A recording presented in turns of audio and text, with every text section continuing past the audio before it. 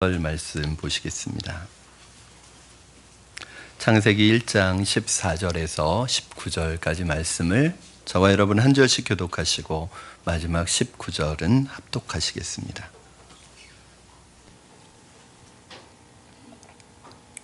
제가 먼저 봉독하겠습니다. 하나님이 이르시되 하늘의 궁창에 광명체들이 있어 낮과 밤을 나누게 하시고 그것들로 징조와 계절과 날과 해를 이루게 하라.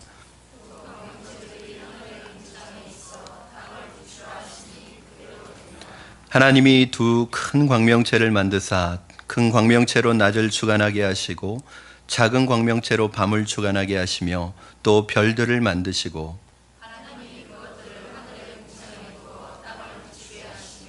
낮과 밤을 주관하게 하시고 빛과 어둠을 나누게 하시니 하나님이 보시기에 좋았더라. 저녁이 되고 아침이 되니 이는 넷째 날이니라. 아멘. 우리는 사실 매일매일 엄청난 기적을 경험하고 있습니다. 특히 해가 뜨기 전에 모든 것이 어두웠는데 해가 뜨면 그 모든 어둠이 순식간에 사라지는 것을 봅니다. 또 그 해는 내내 떠 있는 것이 아니라 또 해가 지고 나면 어둠이 밀려오기 시작합니다. 어둠이 밀려오면은 낮에는 보이지 않던 달과 그 수많은 별들이 보이기 시작합니다. 달과 해는 그냥 있었던 것이고 밤에 뜨는 것은 아니지만 이미 있었던 것이 밤에는 보여지기 시작합니다. 그 수많은 별 보면 이 헤아릴 수 없다는 표현이 딱 맞아요. 그 별들을 어떻게 헤아릴 수 있겠습니까? 예를 들어서 여러분 은하 하나가 한 개의 은하가 포함하고 있는 별들이 수천억 개라고 합니다. 수천억 개. 그러니까 한 은하에 별이 수천억 개가 돼요. 그런 은하가 몇 개가 있는 줄 아세요?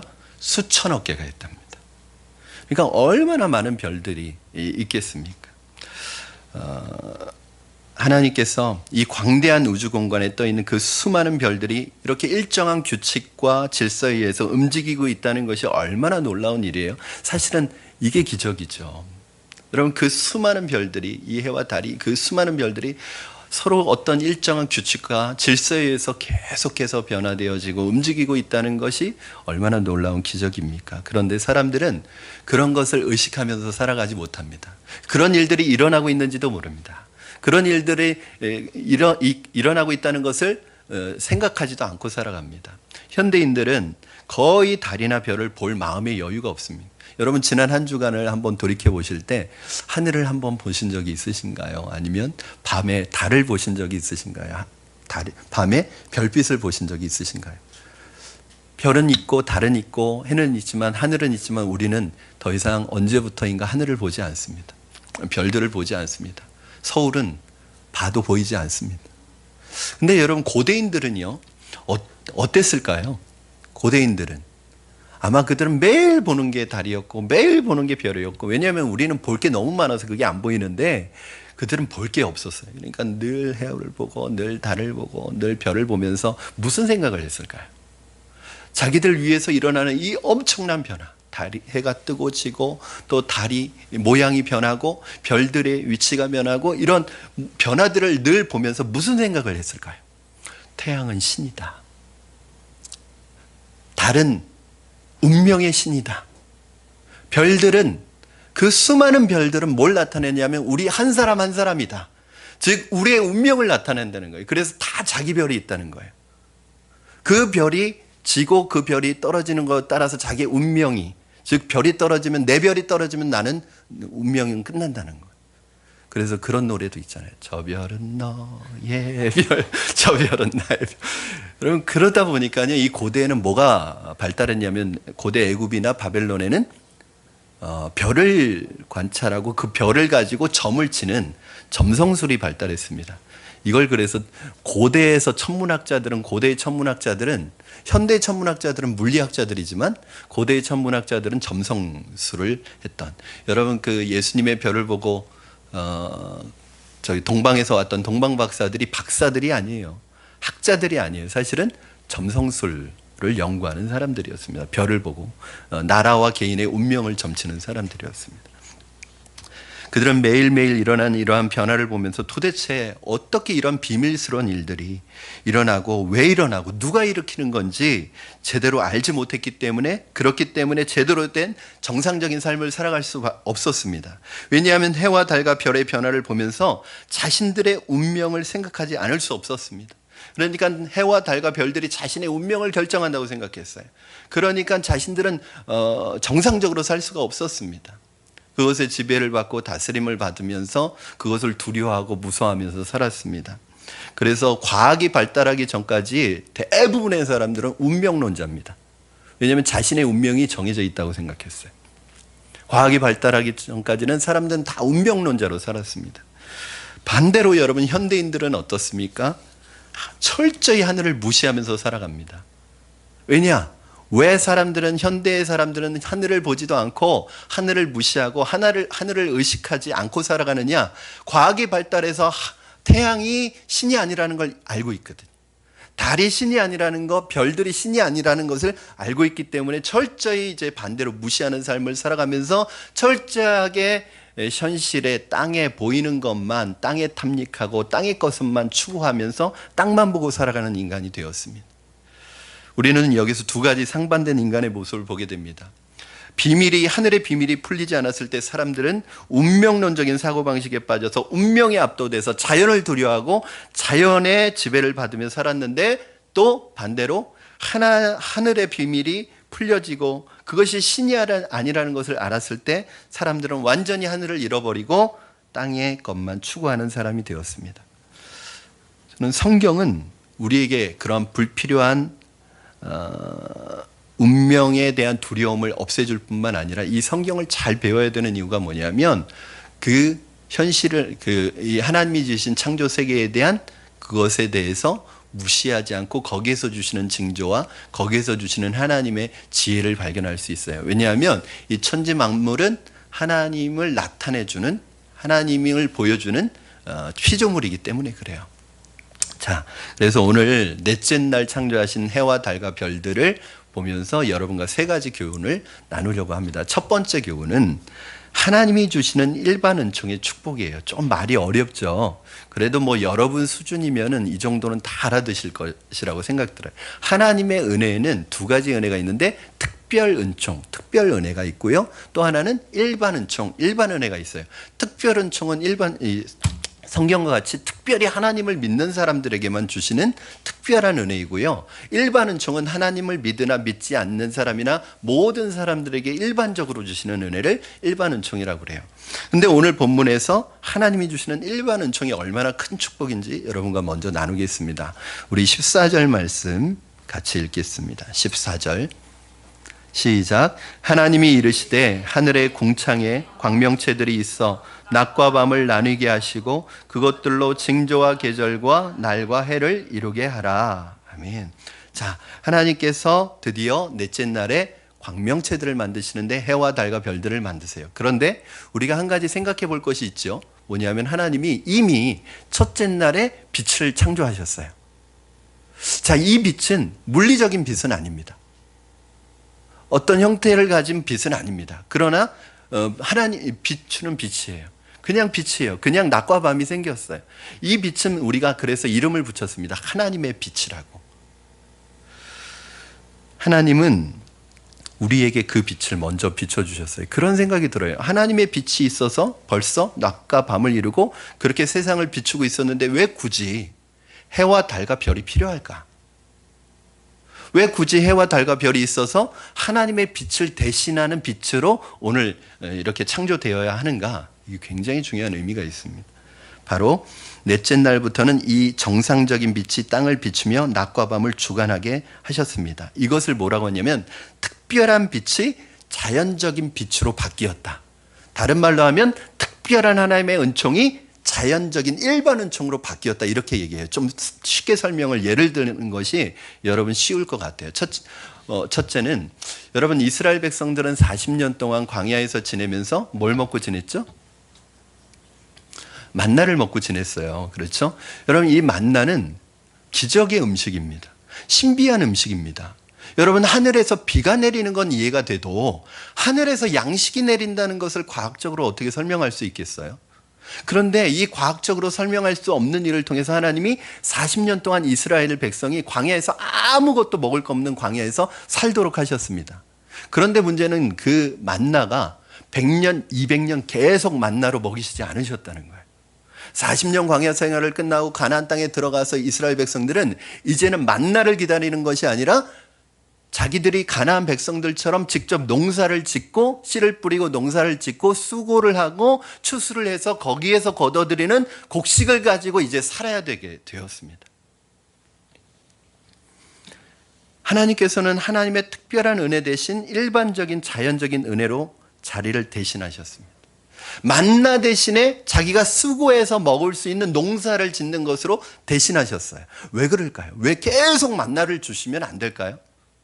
오늘 본문으로 다시 들어와서 하나님의 신비한 빛, 첫째 날 창조된 그 하나님이 빛이 있으라 하시면 빛이 있었고 그 하나님의 빛으로 세상을 계속 비추시면 안 될까요? 왜 자연적인 빛으로, 일반적인 빛으로 왜 하나님은 대체하셨을까요? 그것은 하나님께서 이 모든 은혜를 일반화시켜서 사람의 중심을 드러나게 하시기 위한 거예요. 쉽게 말하면 테스트하기 위한 거예요. 무슨 말일까요? 자, 여러분, 만약에 계속 기적을 일으켜요. 만약에 제가 여러분 지금 나가서요, 막 기적을 일으키면서 전도를 해요. 그러면 사람들이 믿을까요, 안 믿을까요? 믿죠. 의심이 많고 고집스러운 사람들도 막 기적이 일어나면 그래도 믿으려고 할 거예요. 그렇죠? 그런데 하나님께서는 그러한 방법으로 믿게 하지 않으시고 일반적으로 하나님이 베풀어 주신 자연 만물에 베풀어 주신 일반적인 은혜를 통해서 믿게 하신대요. 왜요? 그 기적을 통해서 믿는 건 진짜 믿음이 아니기 때문에 그래요. 여러분, 이스라엘 백성들 보셨죠? 그 많은 기적을 체험해도 또 원망하고 또 불평하잖아요. 왜요? 그건 진짜 믿음이 아니기 때문에 그래요. 진짜 믿음은 뭐냐? 이 눈에 아무 증거 아니 보여도, 이 귀에 아무 소리 아니 들려도 하나님의 약속의 말씀을 믿는 게 진짜 믿음이에요. 여러분, 하나님은 그런 기적이나 특별한 방법으로가 아니라 날마다 일어나는 정상적인 자연 법칙 가운데 하나님을 발견하고 정상적인 이성과 상식에 따라서 하나님을 인정하고 찬양하기를 원하시는 것입니다. 이렇게 은혜를 정상적으로 나타내면 사람의 중심, 진짜가 드러나요.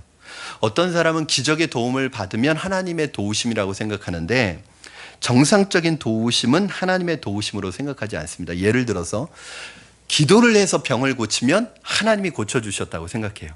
그러나 내가 몸이 아파서 병원에 가서 치료를 받고 나으면 그것은 하나님이 고쳐주셨다고 생각을 하지 않고 현대의술이 나를 고쳤다고 생각해요. 그래서 감사하지 않습니다. 그렇죠? 어떤 사람은 직장이 없을 때는 하루하루 기적 같은 방법으로 내 삶을 채워주시는 그 하나님의 방법을 하나님의 은혜라고 생각해요. 그러나 자기가 열심히 공부해서 취직했을 때는 하나님께 감사하지 않습니다. 거기서 생기는 수입에 대해서는 그렇게 인색할 수가 없습니다. 왜냐하면 그것은 내가 토익 시험 보고 내가 열심히 공부해서 내가 면접 시험을 잘 봐서 취직해서 번 내 돈이기 때문에 그렇습니다. 공짜로 생긴 돈은 하나님 돈이고 내가 열심히 일해서 번 돈은 내 돈이라고 생각하기 때문에 그렇습니다. 하나님의 은혜는 하나님께서 은혜를 기적적으로 주시지 않고 일반 자연 법칙을 이용해서 덮으셔서 주시는 이유는 우리에게는 은혜이기도 하지만 테스트입니다. 시험입니다. 하나님께서 이런 정상적인 방법을 통해 사람 속에 있는 중심을 드러나게 하시고 교만을 드러나게 하십니다. 이스라엘 백성들이 가나안 땅에 들어갔을 때 한 것이 무엇입니까? 그들은 만나를 먹을 때는 하나님을 섬겼지만 농사를 짓게 되니까 누구를 섬기게 되냐면 바알을 섬기게 됐어요. 하나님은 만나의 신이고 농사의 신은 바알의 신이라고 생각했어요. 자식들이 열심히 추수하고 열심히 노력한 것은 이제 하나님이 주신 것이 아니라고 생각했어요. 만나로 떨어져야지, 우리들이 일하지 않아도 저절로 주어져야지 그게 하나님이 주신 것이지, 내가 열심히 일해서 내가 노력해서 내가 수고하고 땀 흘렸는데 그게 어떻게 하나님이 주신 거냐는 거죠. 그럼 오늘 우리가 살고 있는 이 시대는 하나님의 일반 은혜가 충만한 시대입니다. 사실은 오늘은 기적은 잘 일어나지 않습니다. 왜냐하면 하나님이 일반 은총을 통해서 더 많은 유익을 얻게 하시기 때문에 그래요. 여러분, 우리 사회가 이렇게 발전하고 발달되어 가는 것은 하나님의 일반 은총이에요. 하나님의 은혜예요. 그렇기 때문에 사람들은 어떻게 해서든지 문명의 혜택을 더 누리려고 하고 사회적으로 인정받으려고 하지, 하나님의 은혜에 감사하고 하나님께 경배 드리려고 하지 않습니다. 이것이 시험입니다. 사람의 중심 믿음을 테스트해 보시는 것입니다. 아마 기적을 보여주면서 믿으라고 하면 안 믿을 사람 없을 거예요. 예수님의 시험이 그거 아닙니까? 마귀가 예수님을 성전 꼭대기로 데리고 올라가서 야, 뛰어내려. 네가 뛰어내리면 천사가 너를 와서 받쳐준다고 성경이 기록되지 않았어? 그럼 네가 뛰어내리면 천사가 와서 딱 받쳐주는 걸 보면 너 십자가 지지 않아도 사람들이 다 너 메시아인 거 믿을 거야. 근데 예수님 뭐라고 그래요? 마귀야, 물러가라. 하나님을 시험하지 말아라. 왜냐하면 그렇게 해서 믿는 건 진짜 믿는 게 아니에요. 예수님을 믿는 건 이분이 나의 죄를 대신해서 고난의 십자가를 진 그 주님을 믿고, 내가 그리스도와 함께 십자가에 못 박혔나니 그런즉 이제는 내가 사는 것이 아니라 내 안에 오직 예수 그리스도께서 사시는 것을 경험하고 고백하는 게 진짜 믿음이란 말이죠. 여러분, 기적이 나타난다고 하는데 자꾸 쫓아다니시면 안 돼요. 그건 진짜 믿음이 아닙니다. 이스라엘 백성들은 광야에 있을 때보다 가나안 땅에 들어갔을 때 더 많이 기도해야 했고 더 많이 겸손해야 했습니다. 왜냐하면 가나안 땅에서 정상적으로 얻는 수입이 그들의 눈을 멀게 하고 교만하게 만들고 하나님을 잃어버리게 할 가능성이 많았기 때문입니다. 여러분, 가난할 때보다 생활이 넉넉해졌을 때 더 많이 기도해야 합니다. 집이 없을 때보다 집을 샀을 때 더 겸손하게 하나님을 찾아야 합니다. 사업이 잘 될 때보다, 사업이 안 될 때보다 사업이 잘 되고 있을 때 더 하나님 앞에 기도하며 나가야 합니다. 그런데 사람들은 대부분 정반대로 합니다. 집이 없을 때는 집주인의 마음을 감동시켜달라고 막 울부짖는데, 집을 사고 나면 인테리어 바꾸고 가구 사고 온통 내 마음과 신경이 다 거기 가 있느라고 주님을 잊고 살아요. 대학 들어가기 전에는 대학에 들어가면 하나님의 영광을 위해서 공부하겠다고 그렇게 기도했는데 대학 들어가면 싹 잊어버립니다. 직장에 취직하지 못하고 정말 하루하루 이 피가 마르는 생활을 하면서 하나님 앞에 울부짖으면서 하나님 직장을 달라고 그렇게 기도했는데 직장 들어가고 나면 하나님을 잊어버립니다. 이것이 무엇입니까? 그 사람의 중심이 드러나는 거예요. 그러므로 승진했을 때 말단 때보다 더 많이 기도해야 합니다. 왜냐하면 그 내 사회적인 성공이, 신분이 하나님의 영광을 가리고 하나님으로부터 가까워지는 걸림돌이 될 수 있기 때문에 그렇습니다. 오늘 태양이나 달이 하나님을 가리지 않도록 해야 합니다. 태양을 얻고 하나님을 잃어버리면 안 됩니다. 달을 얻고 하나님을 잃어버리면 안 됩니다. 직장을 얻고 하나님을 잃어버리면 안 됩니다. 사업에 성공하고 하나님을 잃어버리면 안 됩니다. 대학에 들어가고 하나님을 잃어버리면 안 됩니다. 왜냐하면 하나님을 잃어버리는 것은 전부를 잃어버리는 것이기 때문에 그렇습니다. 그래서 하나님은 기적을 일반적인 방법으로 바꾸어 놓으시는 것입니다. 매일매일 만나를 공급하시다가 월급으로 나의 필요를 채우실 때 그때 더 주의하고 겸손해야 합니다. 더 정신을 차려서 그 월급 봉투가 하나님의 얼굴을 가리지 않게 해야 합니다. 대학과 직장과 집이 하나님을 가리지 않도록 해야 합니다. 집이 없어서 수없이 이사 다니던 그 시절보다 더 간절한 마음으로 하나님을 찾아야 합니다. 이것이 테스트입니다. 이걸 통과해야 합니다. 많은 분들이 이걸 통과하지 못해요. 그래서 하나님의 축복을 더 경험하지 못하고 어느 일정 수준에서, 신앙이라는 것은 위로 전진하지 않으면 퇴보하게 돼 있거든. 그 수준을 넘어야 되는데 이 수준을 넘지 못해요. 왜요? 하나님이 주시는 일반 은총이 하나님의 은혜라는 것을 잊어버리기 때문에 그렇습니다. 사랑하는 여러분, 저는 여러분에게 주신 축복, 여러분 대학에 합격하든 직장에 취직하든 사업적으로 성공하든 세상에서 잘 되든 승진하든 그게 정말 축복이라고 믿으신다면 그것 때문에 하나님을 잃어버리지 않기를 바랍니다. 그래야 그게 진짜 축복이 되는 거예요. 두 번째로, 하나님의 말씀의 지식이 우리에게 얼마나 큰 유익을 주는지 모릅니다. 제가 어저께 설교를 준비하고 나서 가끔 그럴 때가 있는데, 설교를 준비하고 원고를 마무리하고 프린트하고 딱 뽑았을 때가 11시였거든요. 이렇게 쭉 처음부터 제가 쓴 것이지만 한번 읽어봤어요. 진짜 마음에 안 드는 거예요. 특히 이 두 번째 대지가. 고민했습니다. 지금 바꾸면 밤을 새야 되는데 이걸 그대로 갈까 바꿀까 고민을 하다가 바꾸기로 결정을 했어요. 왜냐하면 제가 은혜가 안 돼. 제가 썼는데 제가 무슨 말인지 모르겠어요. 그래서 제가 제 눈에 계속 저를 사로잡았던 구절이 있었거든요. 그래서 그걸 싹 바꾸고 설교를 다시 작성하고 나니까 새벽 4시 집에 가서 씻고 나와서 새벽 예배 드리고 오늘 여러분 앞에 섰습니다. 근데 마음이 행복해요. 그냥 그냥 성령의 감동을 소멸하지 않고 그걸 그대로 그냥 가지고 설교를 작성했어요. 뭐 대단한 걸 기대하지 마십시오, 여러분. 대지는 안 바꿨어요. 왜냐하면 이 대지까지 타이틀까지 바꿔버리면 전도사님이 주보 인쇄를 다시 해야 되거든요. 그래서 그냥 타이틀은 그대로 하고 내용만 바꿨습니다. 여러분 14절, 16절 말씀 차례로 읽겠습니다. 먼저 14절입니다. 시작. 하나님이 이르시되 하늘의 궁창에 광명체들이 있어 낮과 밤을 나뉘게 하고 그것들로 징조와 계절과 날과 해를 이루게 하라. 16절. 하나님이 두 큰 광명체를 만드사 큰 광명체로 낮을 주관하게 하시고 작은 광명체로 밤을 주관하게 하시며 또 별들도 만드시고. 아멘.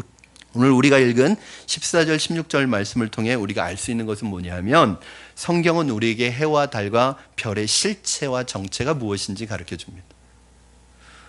오늘 말씀을 읽으면서 여러분 본문에서 좀 이상한 거 느끼지 못하셨습니까? 이상한 게 있죠. 뭐냐면 해와 달이라는 단어가 안 나옵니다. 뭐라고 나와요? 그럼 뭐라고 표현하고 있죠? 큰 광명체, 작은 광명체 이렇게 계속 표현하고 있어요. 이상하지 않습니까? 여러분 다른 모든 피조물은 하나님께서 창조하시고 만드시고 난 다음에 뭘 붙여주세요? 이름을 붙여주시잖아요. 그런데 왜 오늘 본문에서 해와 달을 만드시고 해와 달에게 이름을 붙여주지 않고 큰 광명체, 그냥 작은 광명체 이렇게 표현하고 있는 이유가 뭘까요? 이것은 그 당시 이 말씀을, 창세기의 말씀을 받는 출애굽 백성들의 입장에서 봐야 합니다. 그럼 그 당시에 이미 이스라엘 백성들이 출애굽할 당시에 거의 모든 대부분의 제국이나 나라들이 해와 달을 신으로 섬기고 있었어요. 그리고 실제로 해라는 명칭과 달이라는 명칭이 그 고대 근동에서는 대부분 말이 조금씩 바뀌기는 했지만 히브리어로, 제가 히브리어는 얘기하지 않을게요. 왜냐하면 잘난 척하는 것 같아서. 이 해와 달이라는 단어가 그대로 신의 이름이었어요. 그러니까 하나님이 이미 해와 달이라는 이름이 있었어요. 그런데 사람들은 그 해와 달이 너무나 신비하고 너무나 대단한 것이기 때문에 그 해와 달의 이름을 가지고 우리가 하는 것처럼 해님, 달님 이렇게 어떤 신의 이름을 그대로 신의 이름으로 사용하고 있었던 거예요. 오늘 모세가 이 말씀을 기록할 때 의도적으로 해와 달이라는 이름 대신 큰 광명체, 작은 광명체라고 부르고 있는 것은 무엇을 말하느냐? 해와 달, 사람들이 그렇게 신성시하는 이 두 광명체는 신이 아니라 하나님이 지으신 피조물에 불과하다는 것을 의도적으로 기록하고 있는 것입니다. 여러분 그렇습니다. 태양은 신이 아닙니다. 달은 신이 아닙니다. 다만 하나님이 만드신 창조물입니다. 모든 사람들이 신으로 섬기고 있던 해와 달이 하나님이 만드신 창조물이라는, 피조물이라는 것을 많은 사람들에게 알리는 것이 바로 이 창세기의 말씀입니다. 여러분 하나님은 그렇기 때문에 하나님이야말로 신 중의 신이고 온 우주 만물을 창조하신 진정한 창조주 하나님이 되시는 것입니다. 그런데 이 창조주 하나님이 가장 가슴 아파하시는 게 뭐냐? 하나님이 만드신 창조물, 피조물을 하나님보다, 창조보다 더 섬기는 것, 더 경배하는 것. 여러분 하나님이 피조물을 왜 만드셨어요? 그 피조물을 통해서 하나님을 보라고, 하나님을 만나라고. 여러분 자연 모든 만물에는 하나님의 시그니처가 있습니다. 즉 자연을 보면 하나님이 계시는구나 하는 걸 우리가 직감적으로 느끼게 돼요. 왜냐하면 하나님이 하나님의 시그니처를 심어 놓으셨기 때문에. 이게 일반 계시예요. 그런데 하나님을 만나라고 지은 그 피조물을 하나님을 만나는 통로로 사용하는 게 아니라 하나님으로 섬기니 하나님이 얼마나 가슴이 아프시겠어요. 여러분, 로마서 1장 25절 말씀 한번 보시기 바랍니다. 우리 같이 읽겠습니다. 시작. 이는 그들이 하나님의 진리를 거짓 것으로 바꾸어 피조물을 조물주보다 더 경배하고 섬김이라. 주는 곧 영원히 찬송할 이시로다. 아멘. 그래서 창세기는 우리에게 말씀하고 있습니다. 이 세상에 존재하는 모든 피조물은, 모든 것은 다 피조물이다. 하늘도 산도 바다도 나무도 해와 달과 별들도 다 하나님이 지으신 피조물이고, 또 앞으로 나오게 되는 이 모든 다섯째 날 여섯째 날 만들어지게 되는 모든 생물도 너희를 섬겨야 될 대상이 아니라 하나님의 피조물이라는 것을 오늘 보여주면서 말하는 게 뭐냐면, 너희들 그러니까 이 헛된 미신에 빠지지 말라는 거예요. 여러분, 이 자연을 잘 모르면, 그러니까 이 창세기 말씀은, 과학이 발달하기 전까지 이 창세기 말씀은 어떤 의미가 있냐면 사람들이 미신에 빠지는 걸 막아주는 말씀이에요. 이 말씀이 없으니까 해한테 빌고 달한테 빌고 별에게 빌고 나무에게 빌고 바다에게 빌고 그러는 거예요. 사람 미신에 사로잡혀 살아가는 존재로 만들어 버립니다. 여러분, 그거 아세요? 20세기가 되기 전에, 과학이 발달하기 전에 대부분의 과학자들은 누구였냐면 성경 읽는 사람들이었어요. 크리스찬들이 대부분의 과학자들이었습니다. 왜냐하면 성경을 읽으면 과학적인 사고를 할 수밖에 없어요. 하나님의 진리를 과학적으로 발견해낼 수밖에 없어요. 그래서 미신적인 사고를 하는 사람과 과학적인 사고를 하는 사람은 굉장히 차이가 큽니다. 고대에 그나마 과학적인 사고를 할 수 있는 사람은 하나님의 백성들밖에 없었습니다. 현대를 살아가는 사람들 중에 의외로 상당히 비과학적인 사고방식을 가지고, 즉 미신적인 사고방식을 가지고 살아가는 사람이 굉장히 많습니다. 여러분, 그거 보세요. 여러분, 이 최첨단 이 컴퓨터를 가지고 인터넷으로 뭘 봐요? 점을 쳐요. 여러분, 이 스마트폰은 그야말로 뭐예요? 컴퓨터 한 대 들고 다니시는 거잖아요. 이 컴퓨터잖아요, 이게. 이걸 가지고 사주 어플 다운받아가지고 사주 보고 있어요. 여러분, 우리는요, 이 과학 시대에 살면서도 굉장히 미신적인 사고방식을 가지고 살아가는 사람이 많습니다. 여러분, 비행기는요, 현대 과학의 아주 집합체입니다. 그렇죠? 과학적인 결정체예요. 그 최첨단 비행기를 만들어 놓고 그 앞에다가 고사를 지내요. 사고 나지 않도록. 이게 지금 현대인들이 굉장히 과학적인 시대에 살아가고 있는 사람들의 미신적인 사고방식이에요.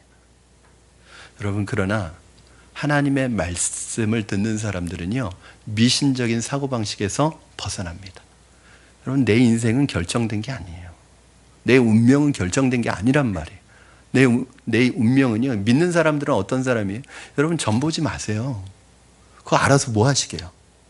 3년 뒤에 내가 어떤 일이 일어나는지 알아서 뭐 하시게요? 그날부터 괴로울걸요? 여러분, 믿는 사람들은 팔자대로 사는 사람이 아니에요. 운명이 결정되어 있지 않아요. 내가 운명을 개척하면서 살아가는 사람이 믿는 사람들입니다. 사랑하는 여러분, 창세기의 말씀, 성경은 우리로 하여금 미신에 얽매이지도 않도록 합니다. 우연이 아니라 하나님의 계획과 설계와 하나님의 만드심 속에 이루어지는 이 세계를 보합니다.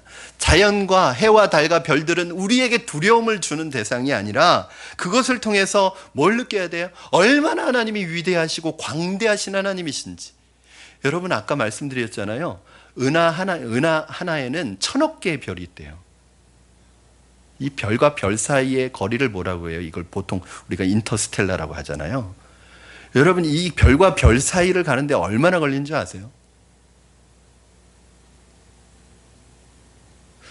그런 별들이 1000억 개가 모여있는 게 하나의 은하예요. 그런데 그런 은하가 몇 개 있어요? 1000억 개가 있다니까. 우주의 끝을 여러분 볼 수 있는 시대가 됐어요. 허블 우주망원경으로 보면 우주의 끝에 있는 별들도 볼 수 있대요. 그 광대한, 그 원대한 이 우주를 만드신 이 놀라운 창조주 하나님이 누구예요? 저와 여러분의 아버지예요. 여러분, 그 하나님을 우리는 소유하고 그 하나님을 모시고 살아가는 사람들이에요. 그런데 여러분의 마음의 우주는 얼마나입니까? 늘 우리는 그 광대한 하나님의 우주를 만드신 하나님을 품고 모시고 살아가는 우리인데 우리의 우주는 너무나 작아요.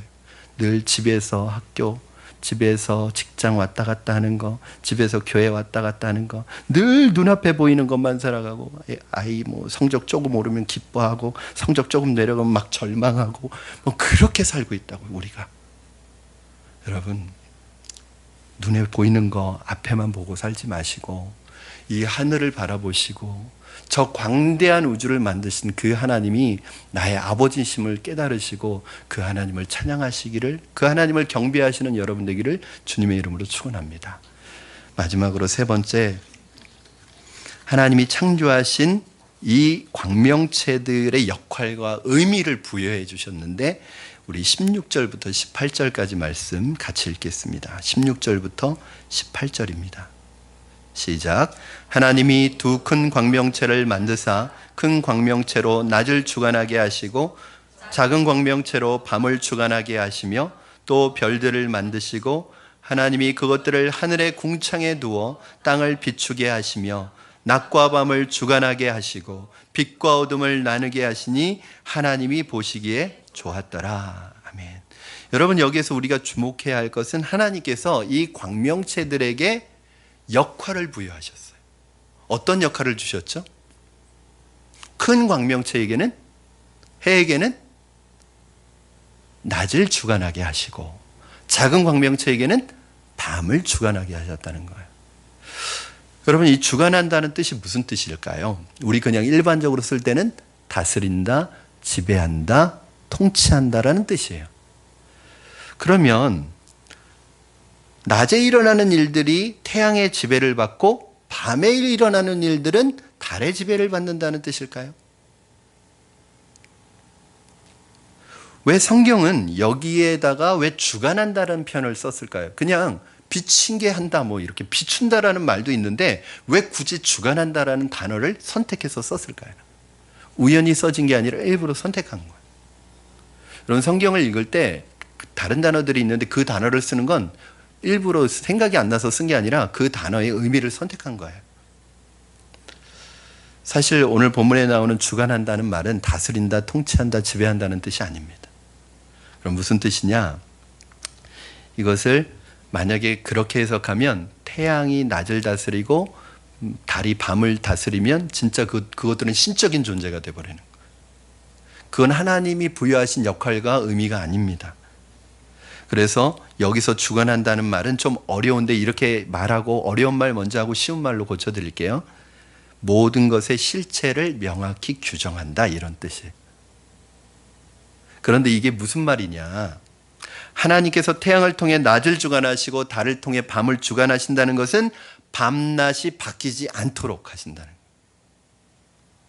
밤에 혼동하지 않도록, 밤에 편안한 안식이 될 수 있도록 하나님께서 지키신다는 뜻을 가지고 있습니다. 하나님께서 낮에는 해를 통해서 밤에는 달과 수많은 별들을 통해서 우리를 지켜주시고 우리의 잠자리를 아름답게 하신다는 거예요. 여러분, 한번 생각해 보셨습니까? 물론 해와 달이 우리의 눈에는 뜨는 것처럼 보이지만 뜨는 게 아니라 이미 펼쳐져 있는 거죠. 그런데 만약에 밤에 달이 없다고 생각해 보세요. 밤에 별이 없다고 생각해 보세요. 여러분, 어떨까요? 아무 생각이 없으시죠? 무섭지 않을까요? 여러분, 달빛이 없을 때 없는 거 한번 보신 적 있으세요? 뭐 달빛이 없는 건 아니지만 여러분, 우리는 서울의 도시에 살아서 잘 모르는데 제가 근무했던 그 군대 내무반이 산속에 있었어요. 그런데 보름달일 때는요, 정말 대낮처럼 환하고요. 과장입니다. 대낮처럼 환하고 밤에 초승달이나 금음달이나 달의 이 밝기가 약할 때는 앞이 안 보여요. 정말 칠흑 같아요. 하나도 안 보여요. 여러분, 만약에 밤에 달이 없고 밤에 별이 없다면 얼마나 무섭겠습니까? 얼마나 두려움에 사로잡히겠습니까?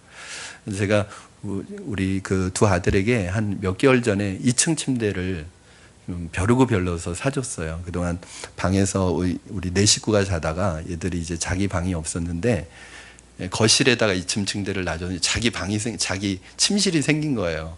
그런데 이제 지금 초등학교 4학년 될 때까지 늘 같은 방에서 잤으니까 이게 떨어져서 자는 게 적응이 안 되는 거예요. 처음에는 무서워하더라고요. 그래서 어떻게 해주었냐면요. 그 2층 침대 위에 천정이 한 바로 요 정도밖에 안 돼. 여기다 별하고 달 그거 야광으로 달아줬어. 그랬더니 자더라고요. 그거 보면서 하나님의 마음이 이렇게 느껴졌습니다. 여러분, 영적인 교훈이 여기에 있습니다. 우리에게 밤은 무엇입니까? 만약에 밤에 달이 보이지 않고 별이 보이지 않으면 얼마나 무서울까요? 이 무서운 밤에도 하나님이 달이 비추게 하시고 별이 빛나게 하셔서 우리는 낮처럼 태양처럼 환한 빛은 아니지만 그 작은 희미한 빛 속에서 소망을 갖게 되고 그 빛 속에서 희망을 갖게 되는 거예요. 여러분, 달빛과 별빛은 우리에게 뭘 주냐? 소망을 줘요. 이걸 좀 바꿔보겠습니다. 우리가 칠흑 같은 인생의 밤을 지나고 있을 때 하나님께서는 우리를 절망 가운데 몰아넣지 아니하시고 그 가운데 희미하지만 우리에게 소망을 주시고 우리에게 희망을 주시는 거예요. 여러분, 인생의 절망 가운데 걸어갈 때는요, 아무것도 보이지 않습니다. 여러분, 그 가느다란 그 별빛처럼 아주 희미한 소망의 빛이 뭔지 아세요? 바로 하나님의 말씀이에요. 하나님의 주의 말씀은 내 발의 길이요 내 길에 내 발의 빛이요 내 길에 내 발의 등이요 내 길의 빛이. 여러분, 저도 지금까지 지내는 동안 저도 젊은 목사잖아요, 아직까지도.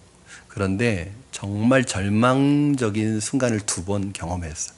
어느 정도 제가 절망적이라고 할 때는 저는 굉장히 낙관적이고 낙천적입니다. 그래서 제가 제 인생에 절망적인 순간이 2번 있었다고 할 때는 목사님 별로 고생 안 했구나, 그게 아니에요. 정말 제가 절망적이라고 하는 건 죽고 싶을 정도의 절망이에요. 제가 그 생각까지 했다니까. 제가 안 믿었으면 죽을 수도 있겠다는 생각을 했었다니까요. 그런 큰 절망에 부딪히니까요, 어떤 현상이 일어나냐면 그때가 제가 신학생이고 크리스찬이었는데도 말씀이 안 봐지는 거예요. 말씀을 읽어야 되는 거 아는데 말씀에 손이 안 가요. 너무 힘들어서. 기도해야 되는 거 아는데 기도를 못 하겠어요. 왜냐하면 너무 힘드니까 그것도 귀찮은 거예요. 그냥 쓰러져 있구만 싶은 거예요. 근데 문제는 그렇게 하면 정말 죽거든요. 제가 영적으로. 저는 정말 절망 속으로 빠져버릴 수밖에 없거든요. 근데 그때 저를 살려준 게 뭔지 아세요? 제가 암송에는 그 몇 구절 안 되는 성경 말씀이 딱 떠오르는 거예요. 제가 떠올리려고 떠오른 게 아닌데 그 상황에서 그 말씀이 딱 떠오르는 거예요. 하나님을 사랑하는 자, 그 뜻대로 부르심을 입은 자들에게는 모든 것이 합력하여 선을 이루느니라. 이 말씀이 딱 떠오르면서, 아들아, 너 지금 이렇게 힘든 것도 하나님이 선을 이루는 과정이야. 내가 너하고 함께 있고 너를 지키고 있어. 그러니까 이것조차도 낙심하지 마, 절망하지 마. 이거 절망이 아니라 이거 소망의 전 단계야. 내가 너를 선으로 인도할 거야. 너를 선으로 합력하여 선을 이룰 거야. 이 말씀이 계속 들리는 거예요. 그러니까 그 말씀이 들리니까 비로소 기도의 자리에 나가게 되더라고요. 한 1년 동안을 새벽 기도 나가서 울면서 기도했습니다. 울면서 기도하는데 기도가 아니죠. 거의 짐승의 울음소리죠. 그러니까 이 우는 거 들키지 않으려고 그냥 꼭 참았다가 이제 음악 크게 틀면 그때 막 그 음악 소리에 그 실어가지고 울면서 기도하는 거예요. 그 시간들이 저에게 있어서 왜 중요하느냐? 하나님께서 저에게 있어서 칠흑 같은 밤을 보낼 때 너를 지키고 보호하신다는 하나님의 음성을 들었기 때문입니다. 사랑하는 여러분, 달과 별, 해와 달, 여러분, 아침이 오기까지 우리를 희미한 달빛과 별빛으로 지키고 인도해 주시는 분이 바로 하나님이십니다. 하나님은 낮의 해가 너를 상치 못하고 밤의 달이 너를 해치 못하고 오히려 그것이 우리를 해치는 것이 아니라 우리를 지키시고 보호하시는 하나님의 사인이라는 것을 봐야 돼요. 그러니까 여러분 해를 볼 때 뭘 봐야 돼요? 하나님이 나를 지키고 계시는구나. 그 밤의 희미한 별빛과 달빛을 보면서 어떤 생각을 하셔야 돼요? 내가 인생의 밤을 보낼지라도 하나님이 나를 지키고 계시는구나. 나를 보호하고 계시는구나. 소망의 빛을 비추고 계시는 건 절대 내가 소망의 끈을 놓지 않아야지, 이 마음을 갖게 하시는 것입니다. 사랑하는 여러분, 하늘을 보시며 사시기 바랍니다. 낮에는 해가, 밤에는 달이, 그리고 별들이 우리에게 기적을 보여주고 있습니다. 하나님은 태양과 달과 별들을 만드셨고 그것들을 매일 변화시키고 계십니다. 그러나 이것은 감추어진 비밀도 아니고 감추어진 신비도 아니고 하나님이 창조하시고 그 안에 질서와 규칙을 불어넣으신 피조 세계의 조화입니다. 이것이 하나님의 능력입니다. 하나님께서 이 세계가, 그리고 이 세상이 낮이나 밤이나 동일한 하나님의 법칙으로 통제되게 하셨습니다. 이것이 주관한다는 뜻입니다. 여러분, 우리는 다스림을 받아야 합니다. 이 주관한다는 것이 명확히 실체를 구명한다는 뜻이라고 그랬잖아요. 하나님이 우리를 다스릴 때 어떻게 되냐면 낮과 밤이 다른 사람이 있어요. 그리고 교회 안에 있을 때와 교회 밖에 있을 때가 다른 사람, 이 사람 만날 때와 저 사람 만날 때가 다른 사람. 이건 뭐냐면 실체가 명확하게 구명이 되지 않은 사람이에요. 왜요? 주관함을, 다스림을 받고 있지 않기 때문에. 사랑하는 여러분, 말씀을 정리합니다. 오늘도 하늘의 해와 달과 별들을 바라보며 이것들을 만드시고 온 우주 만물을 통치하시고 다스리시는 그 하나님의 능력을 찬양하고 경배하시고, 또 그 하나님의 다스림과 말씀의 다스림과 그 말씀의 통치를 받아가시는, 그래서 우리의 삶이 하나님 앞에서 미확인 물체가 UFO잖아요. 미확인, 규명되지 않은 사람이 아니라 분명한 정체성을 가지고 하나님의 다스림을 받으며 살아가시는 저와 여러분 되기를 주님의 이름으로 축원합니다. 우리 이 시간에 같이 찬양하셨으면 좋겠습니다. 우리 아까 영상에서 봤던 여호와 우리 주여, 주의 이름이 온 땅에 어찌 그리 아름다운지요. 이 찬양 우리 함께 드리시겠습니다.